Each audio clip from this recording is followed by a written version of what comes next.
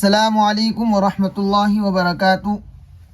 کل ہم نے ایک ہفتے کے پڑھے ہوئے اسباق کو دہرایا تھا اور ان اسباق کو ہم یاد کر کے لائے ہیں۔ آج ہم اپنا سبق آگے بڑھاتے ہیں اور ہمارا سبق آج کا شروع ہوتا ہے سین سے۔ آج ہم 4 حروف اور سیکھنے والے ہیں، سین، شین، صاد اور ضاد۔ پہلے ہم ان کو پڑھ کر دیکھیں گے، پھر اس کے بعد ان 4 حروف کے کیا مخرج ہیں ان کو یاد کریں گے۔ تو سب سے پہلے پڑھتے ہیں سین سے۔ سین، سین، یہ تھوڑا سختی سے ادا ہوتا ہے، سین، اور اس میں سیٹی کی بھی آواز آتی ہے، سین۔ شین، صاد، اس کو سواد نہیں پڑھنا ہے، سواد نہیں پڑھنا۔ آپ دیکھ رہے ہیں کہ یہاں پر اردو میں بھی آپ کو لکھا ہوا نظر آ رہا ہے کہ یہ صاد علی زبر صا لکھا ہوا ہے، تو فوراً زبر پڑھنا ہے اس پر، صاد، صاد، سواد نہیں پڑھنا ہے۔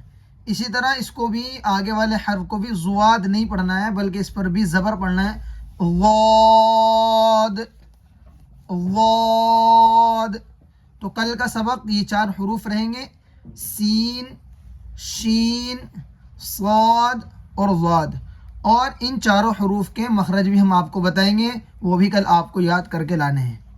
تو سین کا مخرج ہے زبان کی نوک اور سامنے کے دانتوں کے کنارے، سین، سین۔ جب ہم سین کو ادا کریں گے تو سین کو ادا کرتے وقت زبان کی نوک سامنے کے دانتوں کے کنارے پر لگے گی، سین۔ شین کا مخرج ہے زبان کا بیچ اور اوپر کا تالو۔